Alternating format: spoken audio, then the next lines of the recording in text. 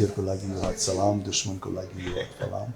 And after the show, one of the audience came up to me and he said, Rajesh Dai, hasn't your arm rusted yet? Side in me which was irresistible. And my teacher saw that. Oh, really? My parents saw it. If I'm around, they would say, oh, Rajesh is around. That's why there's so much of noise, so much of chaos. And when I'm not around, they say, we're missing this guy. Why is it in distance? And it came to a point where we were almost non-communicating. So if I get a chance to go back, I would probably want to do things a little bit differently. But I'd love to do that because I lost him without getting a chance to communicate. It was a relation that got ended unfinished. Just knowing is not enough. Just because you know it doesn't mean that you can easily practice it.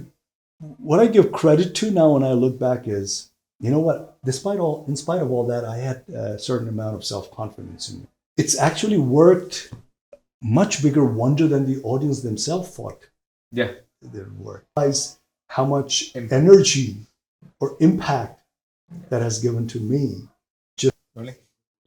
Good to go. And we're live. Thank you, Dai, for being here. Most welcome. Thank you so much. It was very short notice as well. I remember just seeing you the other day, and I'm so grateful. So ever so grateful for you. The pleasure is all mine. Thank you, Dai. Yeah. I want to start off. I know man needs no introduction, so we all needed some sort of introduction. Some kind of introduction, but yourself, right? I'm sure there's no need for introduction. Okay. Rajesh Dai, and I've got viewers in UK as well. Big fan of yours. Okay. Big fan. Pleasure. So you're going to get a lot of nuggets out of right. Namaste to everyone. Namaste. Thank you, Dai. I want to start off with a funny thing that's been going around lately. Okay. It's the memes. All right. It's your memes. Mm-hmm. And there are a lot of memes, and my particular favorite one is a cobra got bit by yourself. Mm-hmm. And after like 3 days of excruciating pain, the cobra died. Just one cobra? Loads of cobra. Whoever it touched, I guess. It should be the whole lot. Everything died. The whole family. I think he had one as well. You had a good one. Go on. You do yours. Oh? It up. To shoot?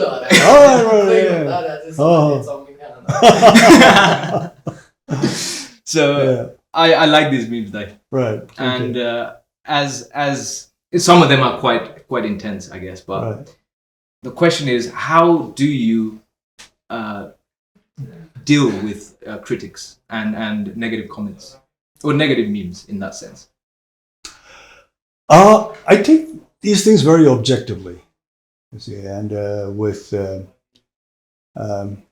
pinch of salt, but very objectively, and I don't take it too personally. So it doesn't really affect me. If there's some sort of sense of humor in there, I can see that. Even if the joke is on me, I can see that because I take it objectively. So I don't have too much of a problem with this. And like I was saying, if a man can't laugh on himself, is not a full man. No, it's not a full man. Yeah, I agree with you. And I think that's the biggest thing that we lack is that we don't. We laugh at others, but when a finger's pointed at us, and then we go, and then you got to have some level of sense of humor. I call myself. I'll give yourself a. And most of these memes that I see in the internet, at least the ones that I've come across, I find them quite creative. They're not. They're not vulgar or anything. No, at all. At least 99.9% of them aren't vulgar. Yeah. And they're quite creative, so I take it very humorously. People are using their brains. Yeah, in a good sense. I find some sort of creativity in it. Yeah. So I see it on the brighter side. And I've seen you quote some of those in the interviews as well. Oh yeah. Which one's your favorite one? I know I've got a few actually. The few favorite ones. There's one about me. Like a long time ago, Rajesh was shooting in Pokhara and he was doing a dance sequence. And then while he was doing his dance sequence, he jumped around so much. He jumped so hard that there was a big ditch formed on the ground. And in course of time, after too many monsoons and rainfalls, it has turned into a lake which is known as Sabali. That's Fevatal for you. Yeah. Fair enough. I guess, you're laughing at these kind of things, Yeah. and I guess. And That's I remember the best in one medicine. show in London, a few years ago when I was in London, I was on stage and I was doing my thing, and then towards the end, everybody wanted me to sort of recite a few lines from my film, so-called famous dialogues. And I said, "Sathiyar ko lagi wahat salam, dushman ko lagi wahat salam."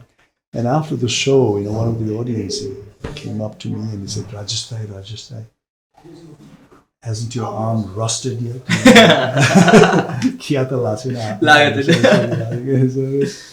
So I can see the humor funny in it. side. Yeah, the funny side. Yeah, fair enough. I want to ask you this question. I don't think anyone's asked you this question before. Maybe they have. I've done kind of like few research, but are you spiritual or are you religious? I am, religion or spirituality for me is to balance myself as a human.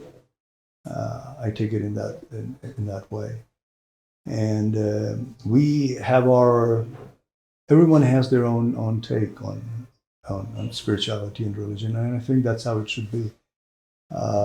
So for me, religion or spirituality, I consider myself more spiritual person than like really religious person. It's not that I'm not religious at all, because most of the festivals that I attend or I celebrate, you still celebrate or the other rituals that we go through, for example, marriages and other rituals that I go through, I go according to the Hindu religion thing. So that way I'm kind of religious, but not in a very fanatic way, or I don't take it in a too extreme way.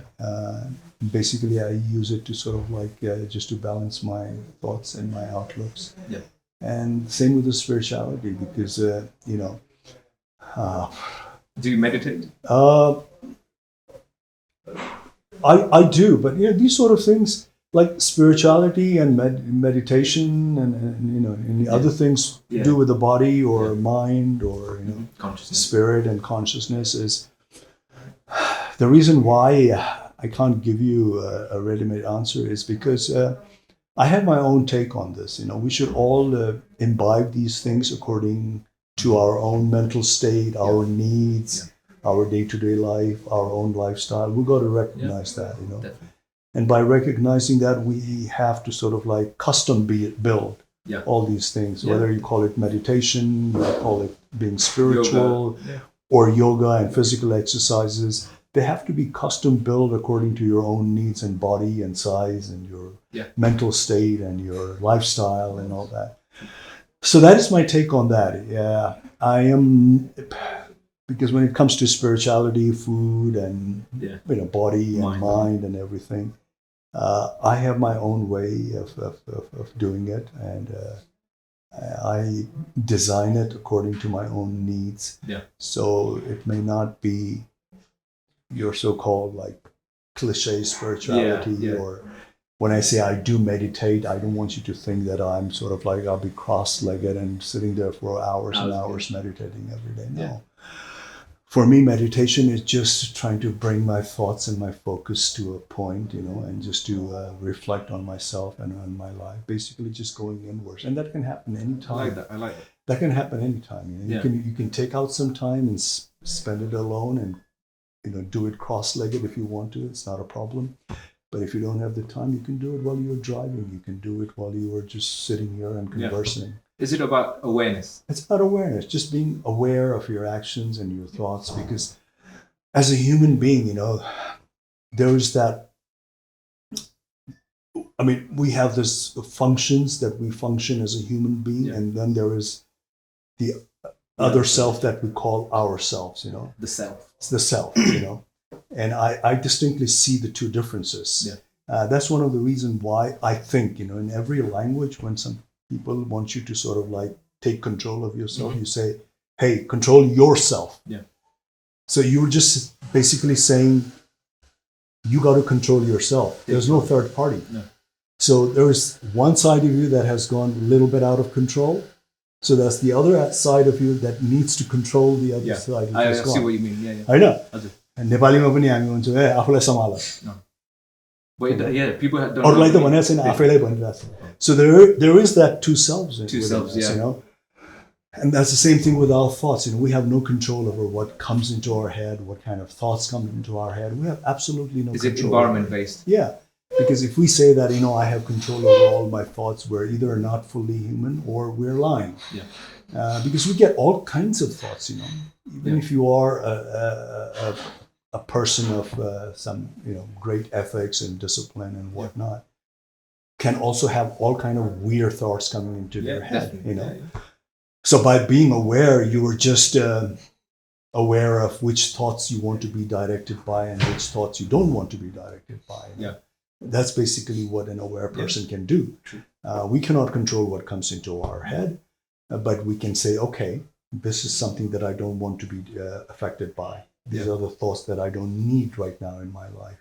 These are the thoughts that I don't want to be, influenced by. So is it controlling the reaction to this? Controlling your reactions, So what comes into your head, you have no control over, but how you react to what comes into your head is something within your control. Yeah. So if you're aware, if you are basically, spirituality for me just means person who has the capacity to look inwards. Yeah. So if you're looking inwards, you're looking into your system, then you realize that, you have functions that will automatically happen because you're a human being as a species.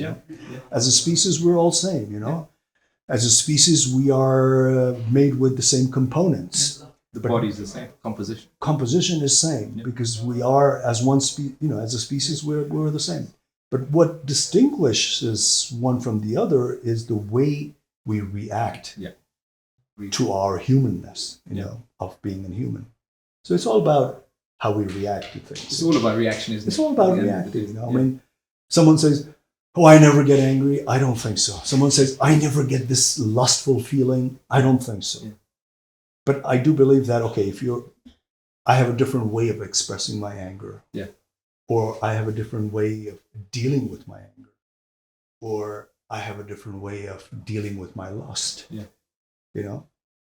And the other people might have totally different way of dealing with their lust. And that's how it distinguishes one person from the other. Agreed. How can one control this energizing these thoughts and emotions? How can you control that as a person? By being aware. Awareness again. Yeah, awareness is the key thing. And to be able to recognize that you are human. Yeah.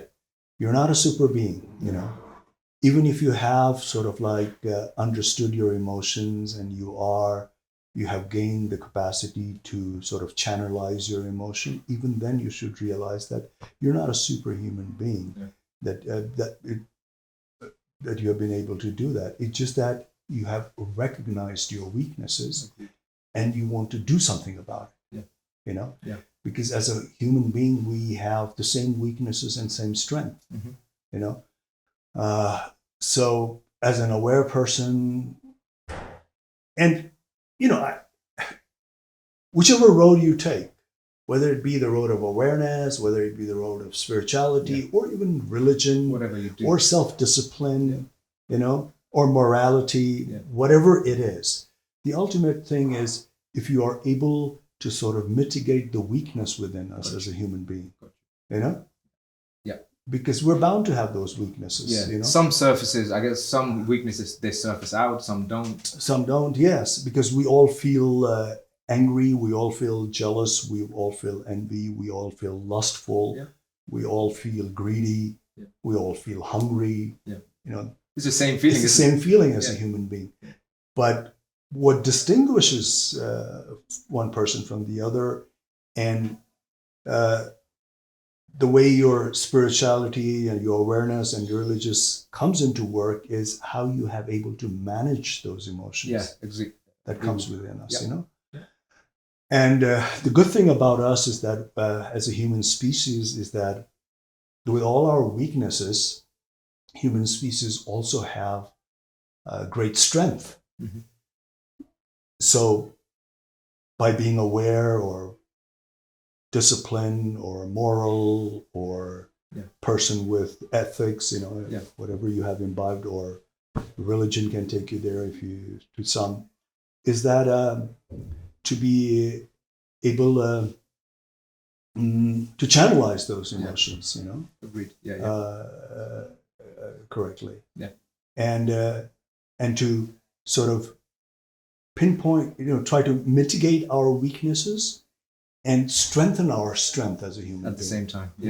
Because as a human being, what are our strengths? Our strength are, as a human species, we are highly capable of adapting to a situation. We have this capacity to adjust to adverse situations, and we also have a capability to compromise according to the situations. Yeah. So, and these are great, powerful tools that we have as a human species, When it doesn't happen to us, we think, oh, I can't be in that situation. It's impossible for me to be in that situation. But when we actually find ourselves in that situation, in future or in course of our life, which at one point we thought that this is something that I can't cope with, but if we actually face it and we are in it, our adaptation and adjusting mechanism kicks in. We're intellectual beings, aren't we? Yes. Yeah. And we're able to do that. I look at these people. I mean, at one point of their life, they are so healthy, strong, energetic, agile, and they meet with an accident and they find themselves on a wheelchair. So it's a matter of moment, isn't it? And then what happens? When they were healthy and energized and all that, they thought, oh, no one can. How will I be able to live my life on a wheelchair? But when they find themselves, the adaptation, the adjustment, compromising, that strength that we have as a human being kicks in, and slowly we're able to cope up with that. So we have both the sides, and by being aware, or like I said, whichever there's different routes that you can take, whatever route takes you to. Basically, as a human being, I think our responsibility, as much as possible, is to strengthen the strength, the power, the strength we have as a human being, and the mitigate. I like that. Or do away with I might use this. The weakness that we have. I'm going to use this line there. So we talked about weaknesses. What's your biggest weakness? We know all about your strength, your voice, your personality, your physique, everything. We know about all these. Rajesh Hamal being the strong person as depicted. But what's your weakness like? At this point in my life, I think just knowing is not enough. Just because you know it doesn't mean that you can easily practice it. Doesn't mean that you can easily follow it. So that's where my weaknesses lie, and I'm constantly struggling with it. Is that I might know this is the right thing, this is the way it should be dealt with, this is this. But because I'm human being again, and human being basically we're made up of various hormones and various cells, and basically the way we behave, the way we react, the way we express our emotions, these hormones come into play. It does, which is beyond our control. So even if we know that, I should not let this situation sort of overtake me, empower me, because of some sort of hormonal things in my body, even if I know it, I may not be able to do it. Gotcha. So knowledge itself is not enough. It's not enough. Yes, you got to practice, and that can be a struggle, and that is easier said than done. Even the greatest of us, and I can tell you this, even the greatest saint of us who gives great discourses, maybe struggling to imply the things that they have given as a discourse into their own life. Gotcha. And we have to accept it. I accept this as a human being. I don't know if a lot of people do that, but I accept this. Just because I know it doesn't mean that I can follow it to the T in my own life. Gotcha. That's my weakness. I'm struggling with that. That is a very strong one, though. And it can happen with so many things. It can happen with mundane things like eating habits. You know, You know it, but you yeah, I want to stay away from this. I want to stay away from that. You know, no chilo chaplo. no but chilo it's- chaplo, no gulio, no Yeah. cake, no this.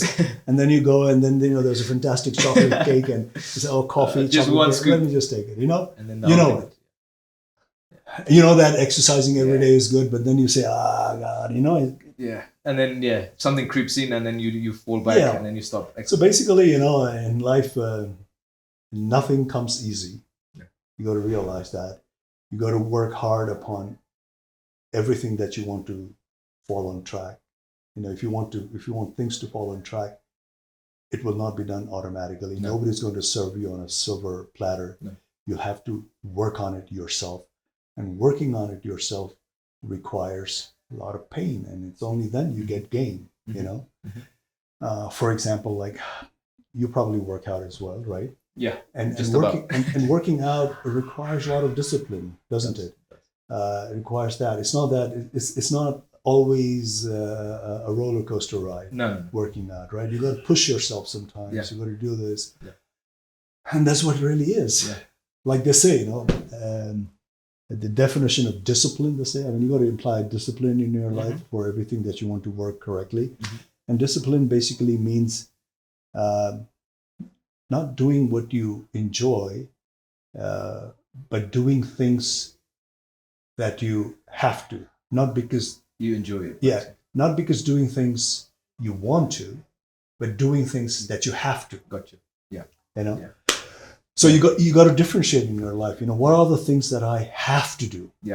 Versus what the things I want. I want to do. You know, want to do can be easily. Yeah. You know, when you want to do something, then your whole mechanism is ready to do that. Yeah. But the things that you need to do, that Yeah. you must do in Yeah. life, you may not want to do it automatically. No. You may need to force yourself. Yeah. You may need to push yourself. Yeah. But there will be plenty of things in life on a day-to-day basis which you must do and Must you do. need to do. So Yeah. you got to push yourself. What are the things that you have in this very disciplined life that you have to do? What are the things that you do every day? Is it exercising and obviously eating is Yeah. basic I mean, things. I just, you know, when I talk about exercising and eating, I basically just mean that taking care of myself. Yeah. You only live once. You only have this body. You know, you're Yeah. not going to get another one. And this is the body that has to carry you along. And it ages as well. It ages, yeah. So, you know, so at this point in my life, when I talk about my physicality and my food, I'm just talking about preservation of myself, you know, maintenance of myself, you know, rather than any other thing, you know. If that comes along, it's perfect as well, you know. But it's basically for maintaining this abode that has to last you. It's a vehicle, isn't it? It's a vehicle that you need to maintain, and no vehicles can be automatically updated and you know. You gotta keep it serviced. You got to keep it serviced. You got to keep it lubricated. Yeah. So that's my struggle every day, to look after myself, and also not to forget keep my mental faculty sharp as well. Yeah. Because it's not just the physical aspect. Yes, you need the physical aspect, but you also need to exercise your mental aspect. You know, both these things need exercises. Balance. And they all need to be worked on a daily basis. You know. And because your body can rust and your mind can rust as well. I don't know which one's worse, to be honest. I know. I guess both are equally bad. But I think in the long term, you know, if your body is sort of like it's not giving you too much of problem, and you are mentally very alert, I think that is a better combination. Yeah, definitely.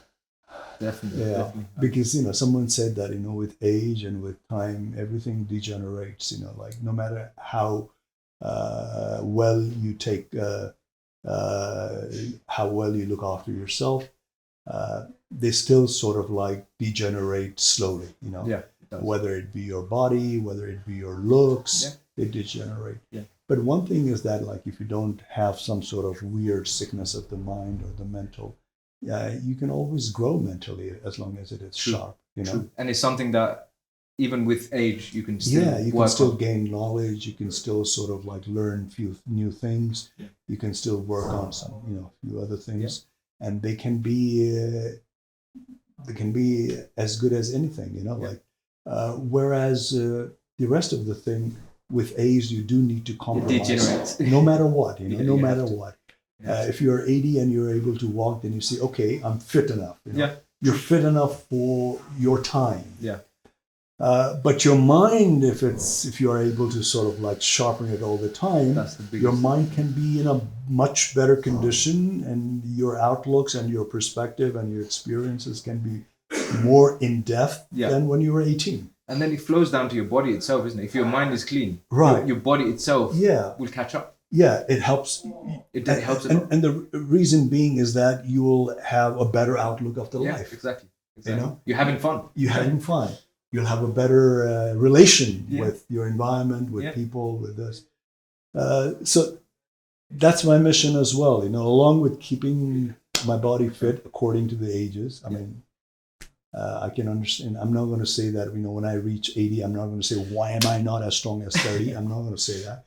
Because if you say that, you're going to be one hell of a... This hand is not going to rush for you. I know that. You're going to be one hell of a frustrated guy. I'm just going to say, okay, as an 80-year-old person, am I all right? Then it's okay. But mentally, I would like to get better with each year. That's with my each year. Aim as well. Yeah. So for that, you got to work on it. You have to work on it. There's no other way. Yeah, you can't be spoon-fed. No, you can't be spoon-fed. You can't be potato couch and just looking at things and just... eating Pringles and hope your brain will be somehow function miraculously when you were so you got to work on it. So we I think as a human being we have this duty. I think it's a duty as a human being to look after ourselves. True. Ourselves first. First, yes, because a lot of people they kind of idolize and just to be a public consumption or just to, I don't know, just to sound good or sound well. They say, oh, I want to take care of the society. I want to take care of the world. I want to take care of this. I want to take care of... No, the first priority as us as a human being is to take care of ourselves. Agreed. Agreed. Mentally, physically, to make us ourselves very capable, strong. And if we are in that position, and from that point, we can take care of other people as well. Yeah, true. After that, make yourself better, guys. Yeah, that's the way. That's the way forward. Yeah. And also, if you're able, even if you're just able to look after yourself well, and you have done that, you become less of a burden for others. True. And that's a contribution by itself. It's a big contribution. That's a contribution by massive itself. Contribution. No. Yeah. And why would you want to, even if you can't do anything for the society or the people, but you yourself have made yourself helpless in this, what happens? You become a burden for the society. Yeah, exactly. Burden for family, society, and then the whole nation. Yes. So, I think everything should start from yourself. Everything's inwards, and then it's just sort of outward. Reflect outwards. And the thing, as they say, like, if you don't have anything to give, what can you give, right? Right. So exactly. If you work on yourself, have something to give to someone else. And if you're not in a position to give, how can you give? Like what can you give? You can only give junk. For example, if you want to save someone who is sort of like slipping on a cliff or slipping on a dangerous, a road or a path, the only way you can pull the other person out is by putting yourself on a very stable ground first. True. If you yourself are standing on a wobbly ground, which can give up any time, there's no way that you can pull another person who is in a dire need. So first you got to make sure that you are standing on a concrete, stable ground before you reach out to other people to help. Love that analogy. Yeah. Otherwise, instead of one person, you both are going to tumble down together. And the generations to come after. Yeah, you can't be the savior. Yeah. But this question is: what were you like as a kid? Were you the same, like, the strong personality that we see? What were you like as a kid? I was,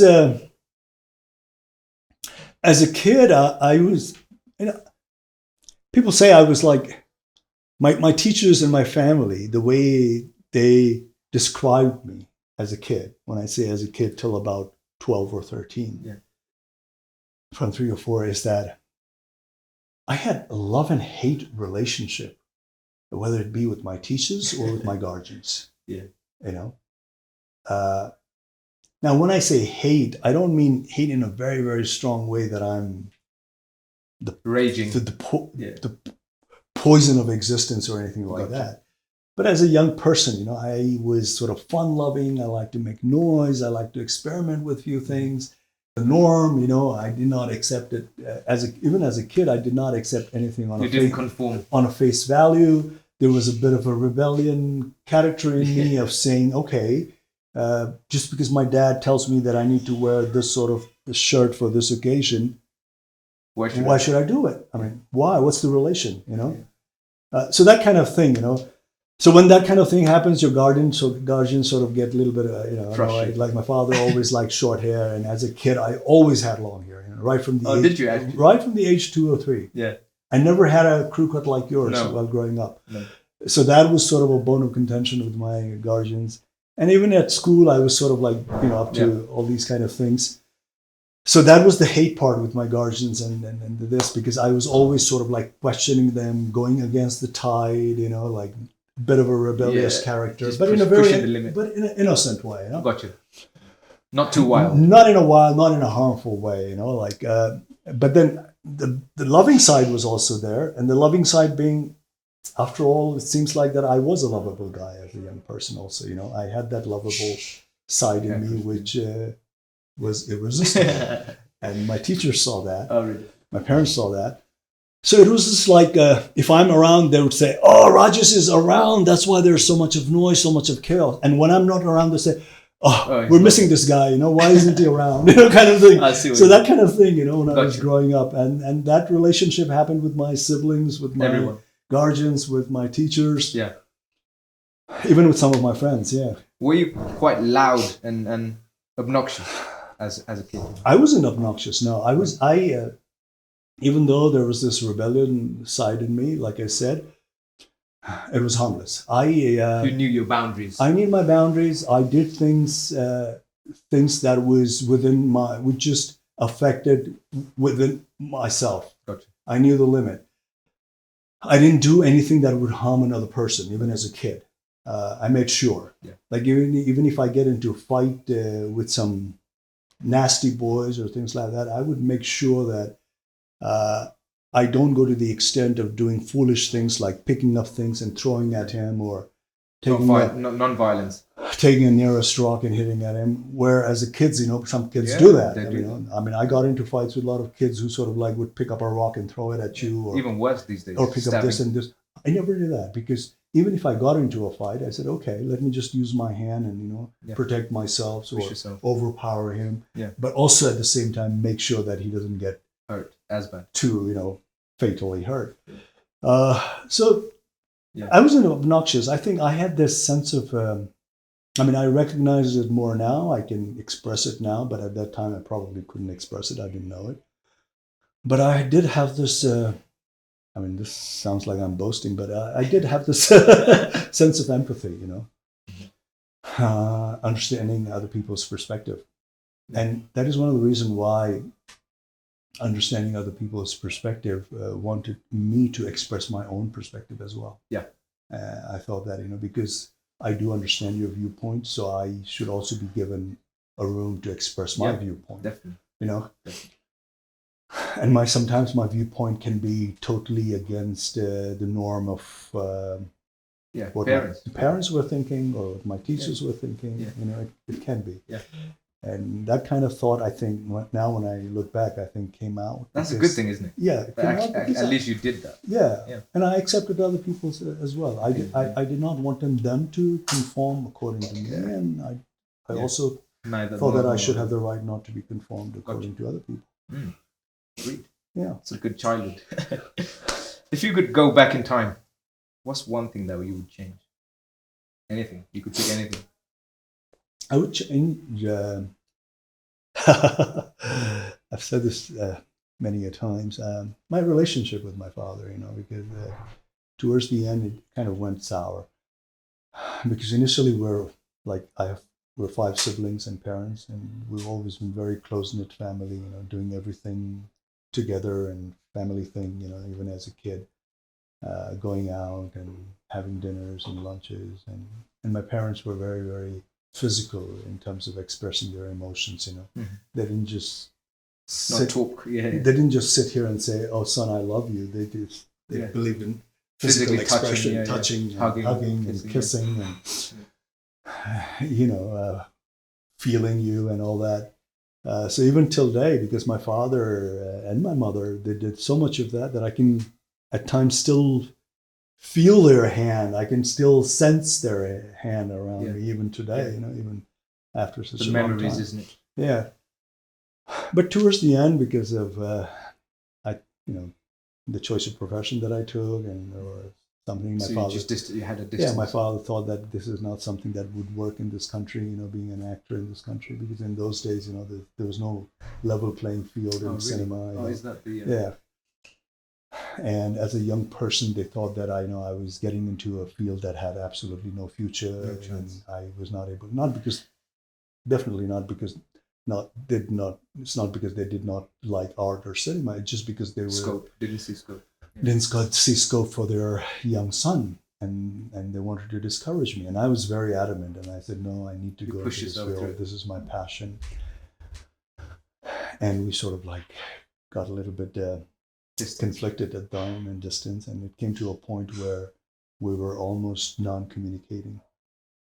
So if I get a chance to go back, I would probably want to do things a little bit differently, because when I look back now, I think that maybe, I should have been more lenient with my father, more compromising, even if he was sort of strict with his own ways, and even if he thought that, okay, just because, my son doesn't see it my way, so I'm just going to let him do whatever he does and have nothing to do with him. Even if he had thought in that way, I think as a son, my duty should have been to sort of to appease him, to make him understand, and always different ways, I guess. Even if he didn't want to, from my side, I should have let the communication flow. But these are all dreams now. It cannot be undone. But I would have loved to do that, because I lost him without getting a chance to communicate. I'm sure he's watching. Yeah. So it was a relation that got ended unfinished. Because what I was hoping was, at that time, I was hoping that after all, my father just wants to see me in a stable career and having a great future, which I eventually managed to have, right? So I thought that, if I can prove it to my father that the profession that I've chosen has actually worked for me, I have been able to do something out of it, then our relationship will automatically be, come into terms and come into track. That's how I thought, But unfortunately, before I was able to prove it to him, he passed away at the age of 56 abruptly. So I got a chance to rectify things before we were able to sort of, sort out the differences, to communicate and all that. Because deep inside, both of us had an enormous amount of, I still do.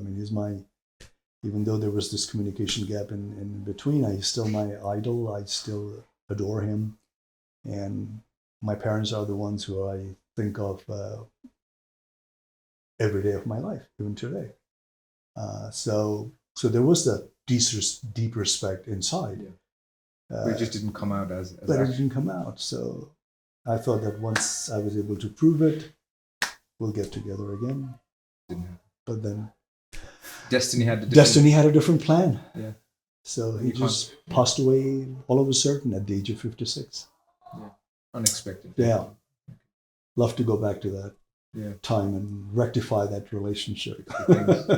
How important is communication with kids? Extremely important. I think, my understanding is, from my experience, is that in a relationship, especially in a family relationship, and more so in any relationship, whether it be friends, whether it be lovers, whether it be this. You can love, you can hate. Things can go bad, things can go sour, but keep the communication going. Mhm. Even if you are angry, express it instead of not Don't keep it. expressing it. Yeah.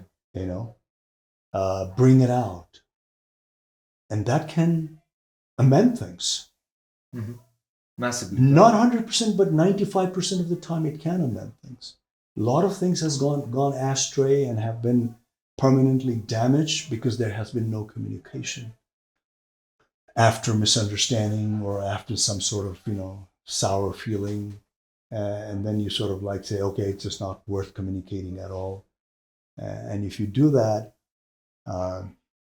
even if it had a chance, if you had given a second chance, you would never know it. Mhm.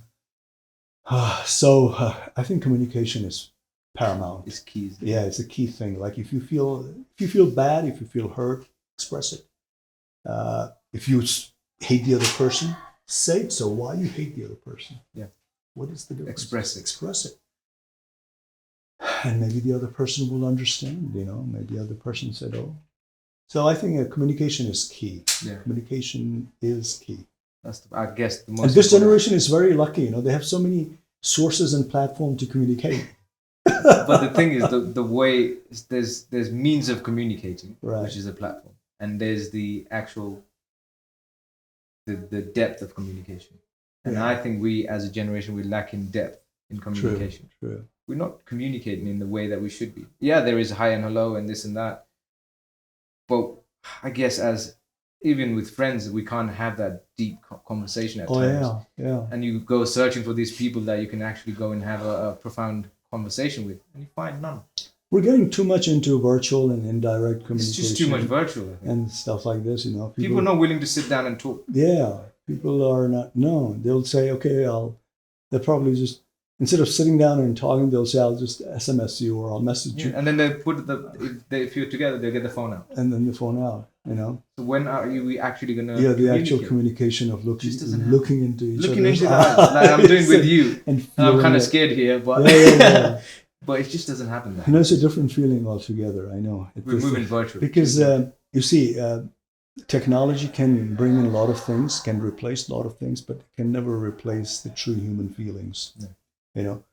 And the true human feelings can be communicated only by physical presence. Mm-hmm. Mm-hmm. So I think so. Yeah, I think we should give importance to that. Yeah, agree with that. But that could be a tall order right now in this time and age. Probably the most important thing to do straight away, I think. Because honestly, I've seen kids now, or they're like 5, 6, whatever. They're not communicating with their parents. They sit in the same room. Mom's got their phone out, dad has their phone out, and then the kids playing on a tablet as well. So I don't know how you can. And people do this when they go out on a date, even like they're going out on a date, and well, maybe not 100%, but 50% of your attention is diverted. Yeah, I know. Yeah. And when you have sort of like made the effort to be there, to be there, to take time of other person and your own time, and made an effort to meet and sit down, and then if you're not able to give your 100% attention, that's disrespectful. That's disrespectful, and it's not worth it. But that's how things are.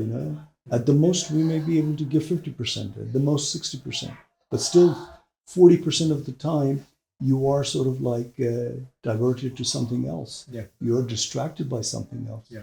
And my take is, like if you give a time to some person and you go to meet them, and the moment you take out your phone and you put it on the table means that you're conveying a message that it's just not two of us here. Yeah, there's someone else. There are a lot of other people over here, and they might distract us anytime. So you're just sending in that message, and the other person does the same thing. Mm-hmm. So the way our psychology works is that, okay, we wanted to spend a 2-person time together, and this is how it is. It's not going to happen. And anytime the phone might ring or the notification might go on, they might want to do this, and then they switch off straight away.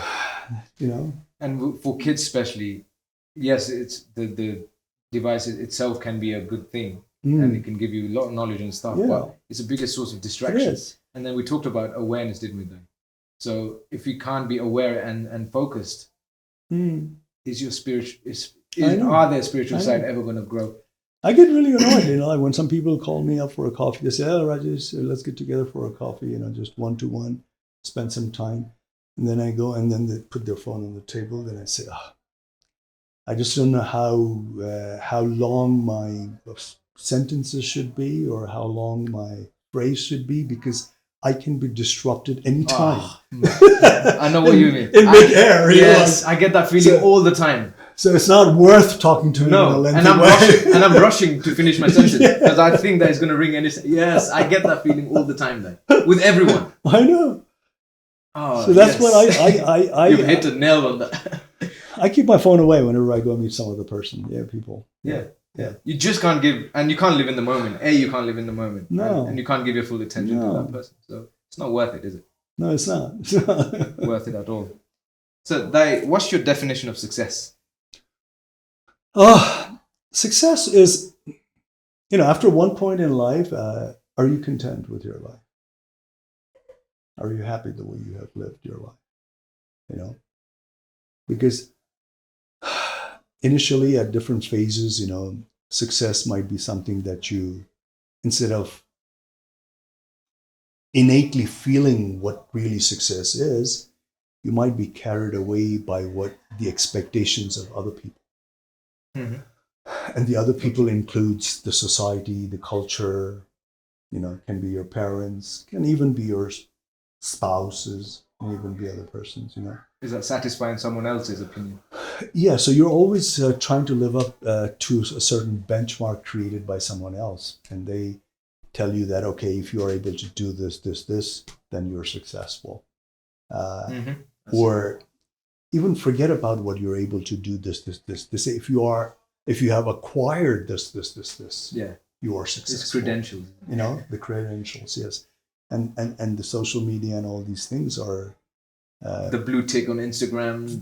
They are playing a very, very adverse role, a negative role, because what they do, it's not even about what profession you're doing. It's not even about what kind of ethics and morality you're following. It's just about what have you been able to acquire. Mm-hmm.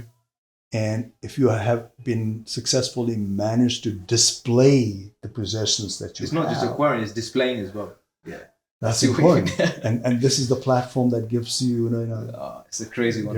Yeah. It's a crazy one. So, and then you say, okay, displaying this, wearing this, looking like this, having holiday here, even to the extent of eating this sort of food. At this sort of place. So you're constantly, most of the people, they're constantly regulating their life, leading their life according to other people's expectations. Yeah. And validation. And validations. Mm-hmm.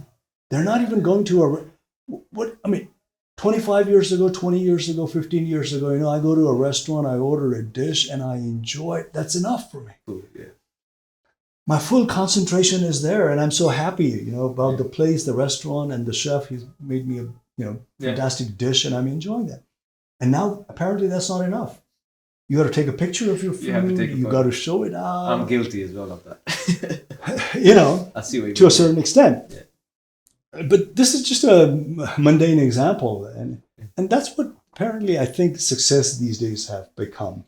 The display of the so-called possessions that you have. Materialistic possessions. The materialistic possessions and all that. But I think inwardly, no matter how much possessions you display on your social media platform, or how much things you show off to your friends and society, you could still be inwardly unfulfilled and dissatisfied all the time. And your inwardly fulfillment doesn't come from the outwardly possession. Love that. The only thing the outwardly possession, the only satisfaction that gives you is that with the outwardly possession is that you are satisfied that the other people know that you have this. You're just content with that. I've got a line that sums this up, I think. it's You know? Jay Shetty. There's a guy called Jay Shetty. Yeah. He says this. He says, "I'm not what I think I am. I'm not who you think I am. I am what I think you think I am." Yes. See what I mean? Yes. Exactly. We're in this inception world. It is. It's exactly like that. You know, like We can carry on. yeah. I mean, you could any position that you have. You know, it could be It's never enough. driving a fancy car, and it gives you more pleasure of that car because you think the other people are envying you, rather than you yourself enjoying that car as much. Yes. You may not be enjoying that car as much as the way you think that other people are envying you. Yeah. The other How are people- they seeing this and car? they're seeing me this Yeah. car. But you as a person in driving that car may not have the same level of enjoyment. No. At least in course of time, that even may fade even more. Yeah, you know? even more. Yeah, true. But just the fact that the other people have sort of It's more validated. show off culture, isn't it? Yeah, it is. It's It's a show show off. off. Show off. Yes. So it's nothing wrong with that. If you can, I mean, I'm not against it. Like if you can easily afford it, and if you are, If you have money, do and it. you have this already. But what I'm trying to hint at is that this will not fulfill you inwardly. No. Go and have all the possessions that you can if you can have it. Yeah. But look after yourself inwardly. That's the most important. And for that, you need to switch on a different mechanism. Completely different way. Yeah. And From- and recognize that, you know. Yeah. Don't get to one point in life where you have all the possession and you have turned yourself into a mental mess. You know? That you can't even control it. Then you can't even control it. Yeah. Or you don't even know how much you have in a bank. Yeah. You see what I mean? There's people. So my take is it's nothing wrong enjoying good things in life if that is your take, if that's what you want. Go ahead and have it by all means, you know, but Inward. take care of yourself as a human being, as a person. Yeah, and this show off culture has become so bad that I know. they're trendsetters and then they're trend followers, right? And there's no end to this, you know, there's no end to it because, you know, there'll always be someone else who has more. There'll always be someone else who will look prettier or better. There'll always be someone who will look younger and stronger because life is not static. Life is going to move on. Yeah, You know? dynamic life, right? Yes. And It's if all you are about like I'm saying, okay, right now I'm like this. All right. But 20 years down the line, if I think, why am I not like I used to be 20 years ago? Or why my pictures are not looking as good or as attractive that 20 years ago did? And if I've not been able to adjust to my situation of 20 years down the road, I'll constantly be frustrated, you know? Like we see a lot of men and women, especially women who constantly want to be all the time younger, all the time looking good. Botox and stuff. And even this desire can be counterproductive because It's very damaging. yes, because you could have everything in the world, but if you're frustrated by the way your looks are, or why am I not looking like what I used to look like, and your bar is there all the time, then your life is going to be a hell of a frustrating life. You know? And with that comes depression, anxiety, stress. You're going to be so unfulfilled. Unwanted stress. Yeah. And your gene, if you're stressed, it degenerates faster than the normal self, right? Right. So the stress itself is gonna make you or kill you before your end is. You know, you see what I mean? It's just that's what I mean by saying that. You know, like strengthen the powers that we have as a human being. You know, our strength of being able to adapt to a different situation, you know, to adjust to a different situation, to compromise. And we constantly need to do that all the time, you know? Yeah. Like somebody was telling me that, Rajesh Dai, your hair is not as thick as you used to be 20 years ago, or when you were doing this film, your hair was like, you know, like really up. mane and all this.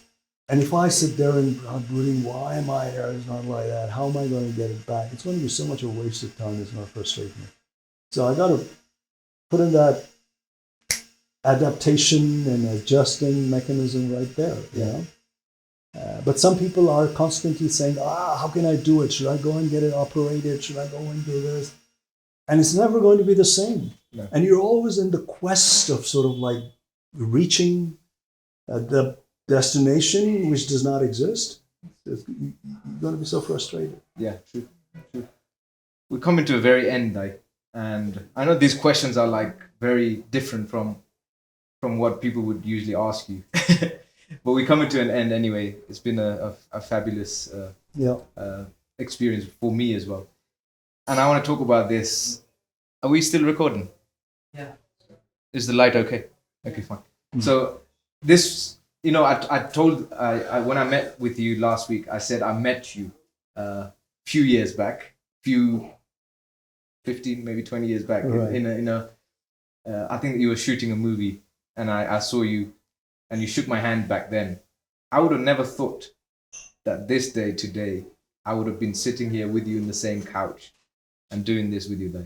And as they say, dreams do come true. Yeah. And this has been a dream come true. And I honestly don't know what's happening right now. It's just, I'm zoned out. I'm enjoying this conversation. I'm loving what you're saying. But I'm zoned out. I'm loving this. And yeah, life is unpredictable. Like, once you... I would have never thought that it would, You go with the flow of life. You just don't know where that flow is going to carry you. Oh, you don't know where you're going to get in life, right? Yeah. So the last question for you is, what was a moment, or like a moment where your dreams actually came true? What was the moment you actually said, you know what, that was my dream and it actually came true? Being able to reach this point in the career that I have followed the last 32 years is something that I had not imagined even in my wildest of my imagination when I did my first film. Because like I said, there was no level playing ground in the movie-making scenario in Nepal at all. When I came into the scene, we were hardly making any film. Mm-hmm. We're making maybe about one film in 3 years, or 2 years, or 2 films in 3 years, that kind of thing. And with that ratio, there was no way that a young person could make a career out of this profession, But luckily, it worked so well for me. I got into this field with total confusion, big question mark, but with a lot of confidence, just hoping that things will work out for me, hoping that I will be able to give consistency to my work, because all that was non-existent in the near future. So you had to create that path for yourself? There was no path to speak of as such. I literally, it's about that poem, I literally took the untreaded path. Yeah. Getting into cinema in Nepal 32, 33 years ago was getting on a path where the path did not exist. Getting on another profession, at least there was some sort of path there. Yeah. So I got on the path where there was no path at all. And all along, I just went on making my own path. And I'm so glad, like when you go on an untreaded path, my understanding is 2 things are bound to happen. One thing is that when you go on an untreaded path, there are chances that you might get lost. There are chances.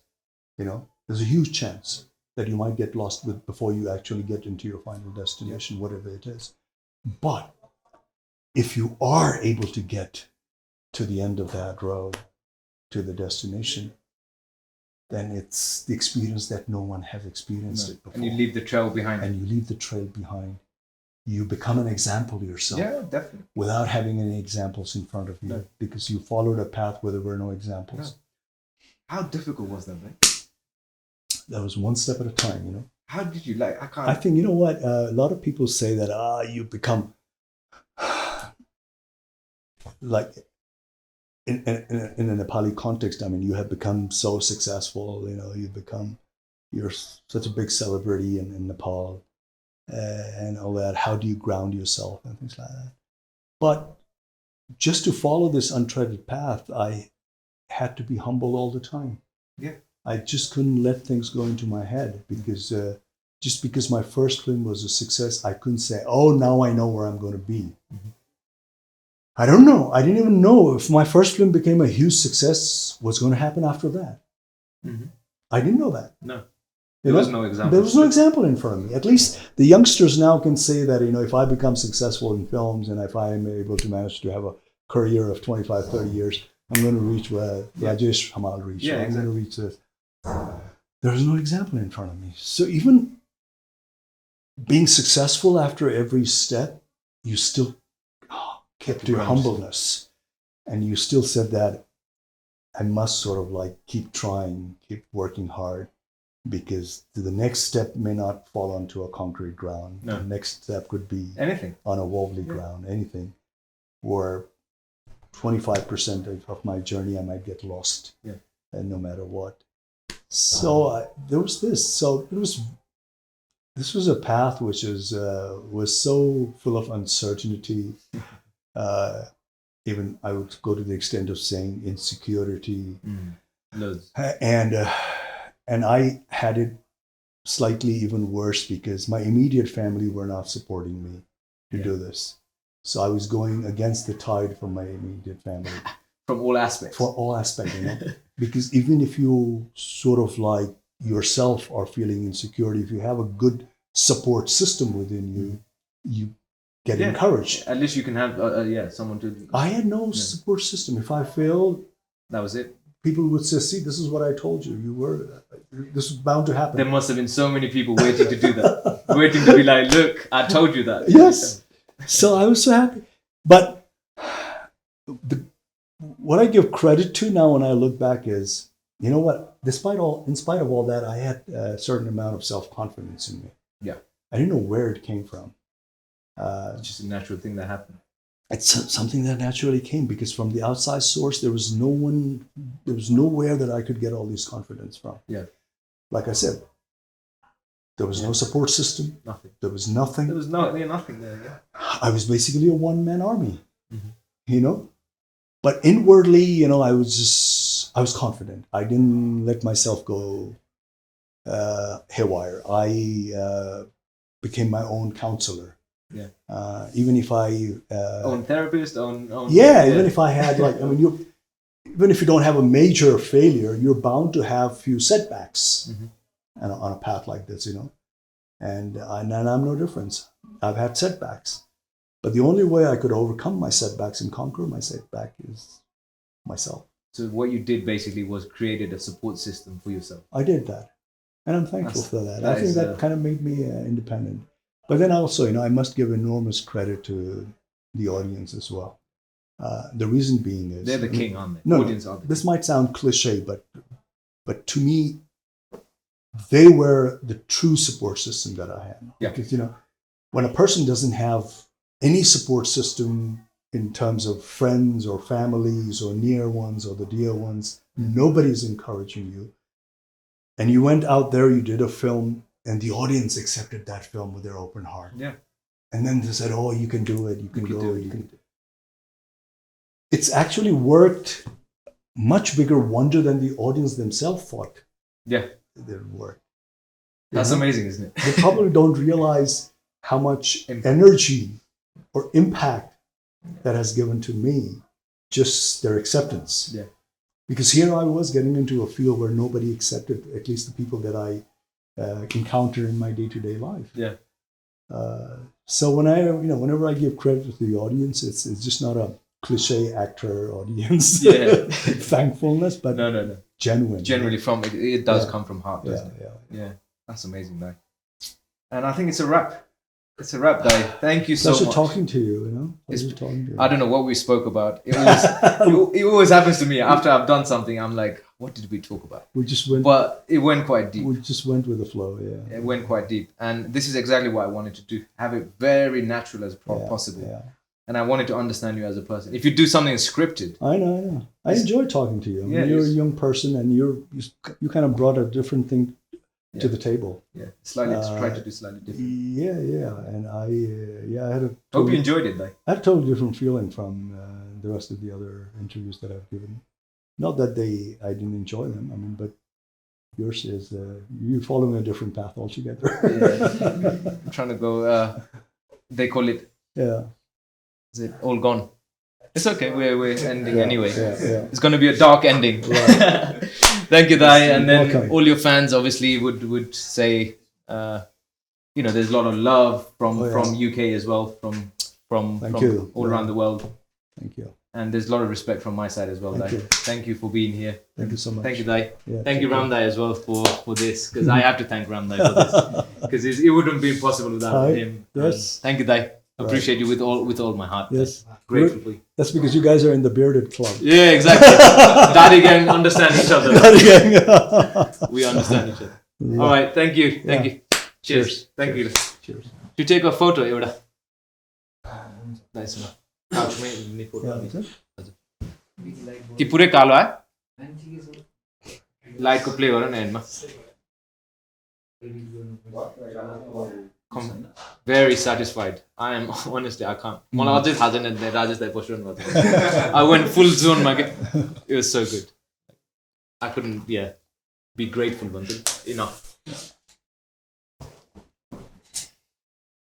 1 2 money खिच्छु ल एउटा photo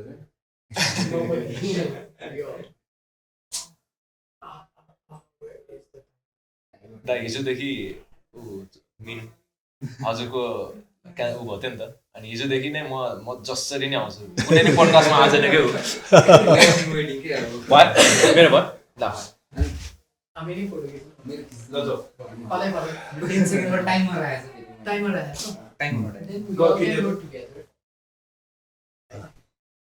राम्रो है एकदम स्वादको वाला कतिको timer चाहिँ 10 second ल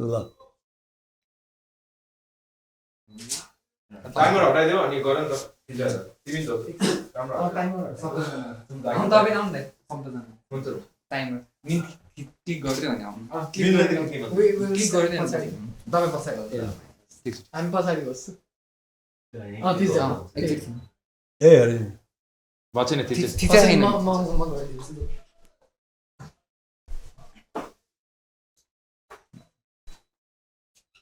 thumbs up ल